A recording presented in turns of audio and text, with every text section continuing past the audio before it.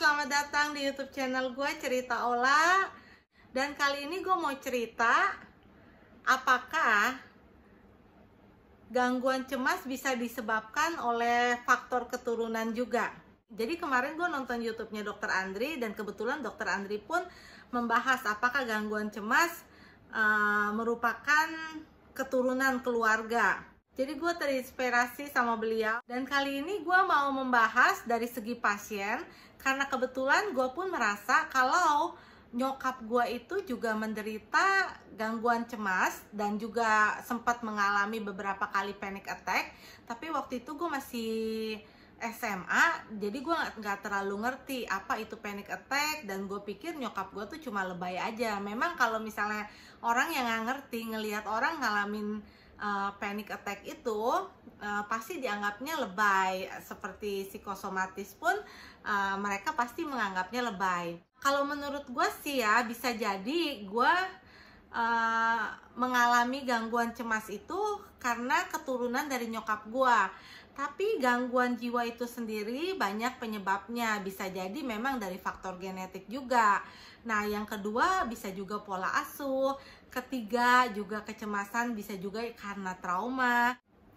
Nyokap gue sendiri banyak mengalami hidup yang gak enak di masa-masa dia dari sejak lahir sampai dia sampai gue punya anak lah, hidupnya baru lebih tenang sedikit kan, dan ekonomi kita juga membaik, jadi kecemasan dia ya lumayan sedikit-sedikit juga udah agak berkurang juga. Tapi dia masih sering mengalami psikosomatis, yaitu stres yang mengakibatkan sakit di fisik. Jadi kadang kalau dicek sih fisiknya baik-baik aja, tapi karena stresnya itu jadi berasa dia tuh sakit aja, padahal dicek kagak ada apa-apa gitu kan. Itu psikosomatis.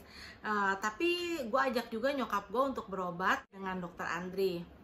Karena kecemasan nyokap gue yang begitu tinggi, dan waktu itu gue belum ngerti tentang psikiater, karena gue ngeliat nyokap gue itu kalau nggak salah waktu gue dari masih SMA gitu. Jadi dia sering kena panic attack, selalu berasa cemas, selalu berasa khawatir, dan perasaan khawatirnya itu selalu dituangkan ke gue. Jadi dia selalu omongin ke gue, bahkan kalau gue mau pergi pun biasanya nyokap gue nggak tahu sebenarnya kejadian itu nyata apa enggak, tapi nyokap gue selalu mengada-ngada. Menurut gue ya, dia tuh selalu bilang, misalnya gue mau main ke Pluit, nanti bisa tuh nyokap gue bilang, lu tahu nggak kemarin tuh di Pluit itu ada perampokan besar loh, lu hati-hati ke sana gitu. Dia selalu jadi kayak gitu. Dia sebenarnya khawatir sama gue dan dia mau bilang ke gue supaya gue nggak pergi gitu kan, karena dia orang yang pencemas. Jadi dia selalu ngelarang gue begini begitu, begini begitu. Padahal kan sedangkan gue sendiri, gue mungkin ada alasan, apalagi saat itu gue bekerja di Pluit. Mungkin kalau orang normal anaknya kerja di Pluit, ya bilang ya hati-hati ya di jalan, tak kalau udah nyampe jangan lupa makan atau gimana. Kalau nyokap gue enggak, karena dia pencemas, dia selalu mengatakan hal-hal yang malah membuat gue cemas juga. Dia bisa bilang, ya di sana ada perampokan lah, ada apalah gitu kan. Jadi itu bikin gue juga ikutan cemas kan. Kalau setiap hari lu dikasih perkataan yang cemas-cemas gitu, ya lama-lama lu bisa jadi pencemas juga. Nah terus juga nyokap gue juga, misalnya gue mau jalan-jalan gitu ke luar negeri, nyokap gue tuh bukan orang yang bilang, oh selamat jalan-jalan ya, enak-enak di sana, nikmati perjalanan, makan yang enak, makan yang sehat supaya sehat. Tapi nyokap gue enggak. Kalau misalnya gue mau pergi, waktu itu gue mau pergi ke Jepang, nyokap gue bilang, tahu nggak Ola, teman mama ada loh yang pergi ke Jepang, katanya orang Jepang jahat-jahat. Hah? Dalam hati gue, orang Jepang itu kan sopan-sopan kan, hampir nggak ngelihat kejahatan di sana. Gue waktu di Jepang, kadang-kadang nyokap gue itu entah ngedengarnya dari mana, terus dia atau dia mengada-ngada aja, dia sampein lah ke kecemasannya itu ke gue.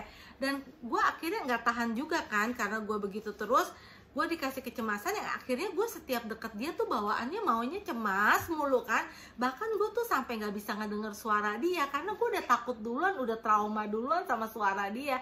Jadi setiap dia mau ngomong, aduh apalagi nih kayaknya kan, aduh apalagi nih kayaknya, selalu dia tuh ngasih kecemasan lah ke gue gitu kan. Akhirnya gue juga nggak betah kan, gue bilang sama nyokap gue, "Ma, tolong deh kalau misalnya gue mau pergi, tolong jangan dikasih kecemasan. Lu bisa nggak sih bilang kayak orang tua yang lainnya, perginya hati-hati, kalau udah nyampe telepon mama, makan yang enak atau gimana gitu." Tapi setelah gue ngomongin itu sih, nyokap gue mulai mengerti juga. Dia akhirnya setiap gue mau pergi, tapi jadi malah berlebihan, "Makan yang enak ya, nggak usah khawatir, mama di sini." Jadi dia nasehatinnya pun berlebihan jadinya.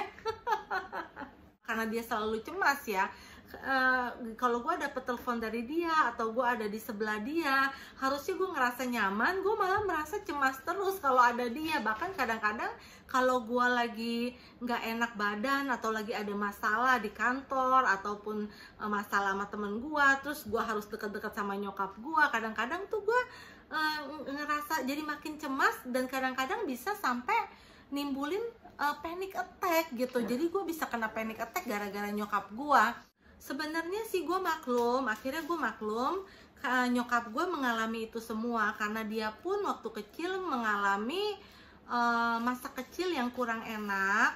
Terus pas dia udah punya anak gue, dia juga harus banyak ngalamin begitu banyak hal yang sulit dan dia pun masih struggling banget. Gue juga kasihan sama dia.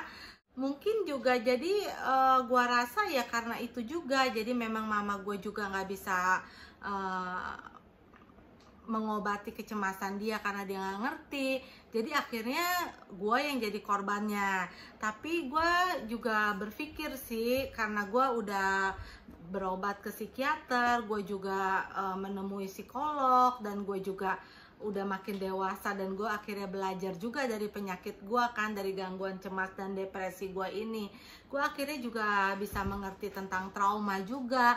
Jadi gue mulai bisa mengerti kalau nyokap gue pun begini mungkin karena ada sesuatu hal yang mungkin membuat dia jadi seperti ini sekarang gitu kan. Dan gue juga gak mau anak gue menderita kecemasan seperti gue. Jadi gue bertekad waktu itu untuk memutus rantai kecemasan supaya anak gue tidak mengalami apa yang gue alami dan nyokap gue alami. Sampai saat ini gue masih minum obat racikan dari dokter Andri untuk mengurangi gangguan cemas gue.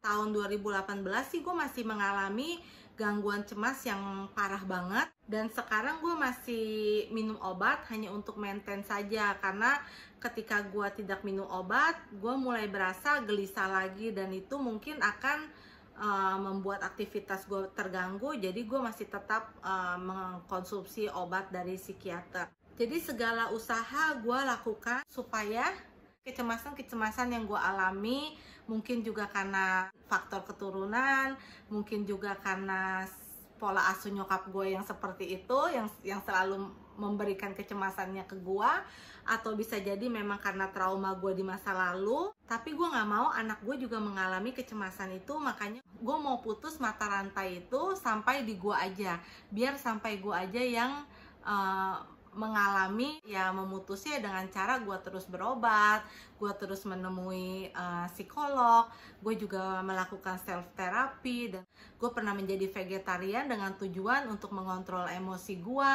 dan gue juga belajar mindfulness untuk supaya ya nggak gampang terpicu sama hal-hal yang negatif.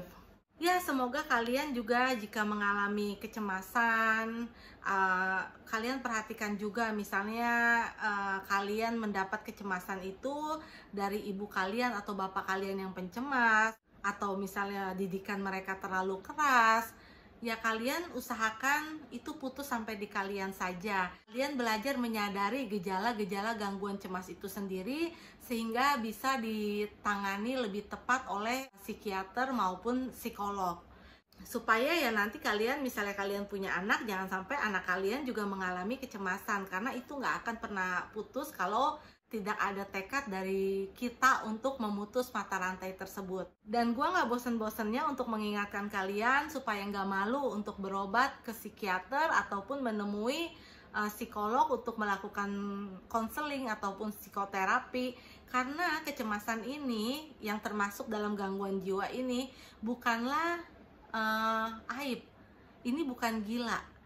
Ini adalah gangguan kecemasan yang mungkin bisa disebabkan oleh faktor genetik, faktor sosial, budaya juga, terus juga trauma. Jadi ini bukan, sama sekali bukan aib, memang ada penyebabnya. Oke teman-teman, sampai situ aja. Mungkin di video berikutnya gue akan cerita lebih detail lagi, mungkin tentang panic attack yang gue alami, atau mungkin juga tentang trauma seperti yang gue janjikan kemarin. Sebenarnya sih gue udah baca buku tentang trauma itu dari Dr. Roger Becker, cuma gue mesti baca ulang lagi supaya nggak ada kesalahan saat gue mereview buku tersebut. Oke teman-teman, thank you ya, semoga bermanfaat, dan jangan lupa subscribe dan juga klik loncengnya tuh kalau kalian mau melihat video berikutnya. Terima kasih teman-teman, selamat malam, bye bye.